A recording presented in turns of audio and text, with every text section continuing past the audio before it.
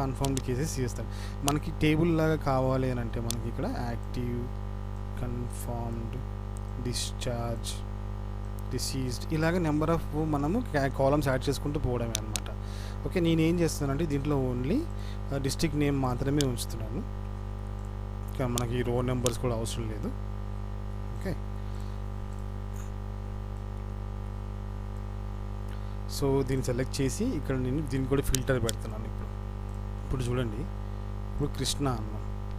So Krishna అనేది మనకి ఇక్కడ ఇది కృష్ణాని క్లిక్ చేయగానే మనకి ఇది కంప్లీట్ మ్యాప్ చూపిస్తుంది. ఎందుకనంటే కృష్ణ అనేది డిస్టిక్. ఓకే, సో ఇక్కడ మనకి కర్నూలులో మనకి కర్నూలు టౌన్ ఉంది. సో ఈ టౌన్ మీద ఈ పాయింట్ అనేది కర్నూలు టౌన్ మీద పడుతుంది. అనంతపూర్ డిస్టిక్లో అనంతపూర్ టౌన్ ఉంది, కానీ కృష్ణా డిస్టిక్లో మనకి కృష్ణా అనే టౌన్ లేదు కాబట్టి మనకి అది చూపిస్తలేకపోతుంది అనమాట. సో ఇప్పుడు చూడండి, గుంటూరు అన్నాం, మనకి గుంటూరు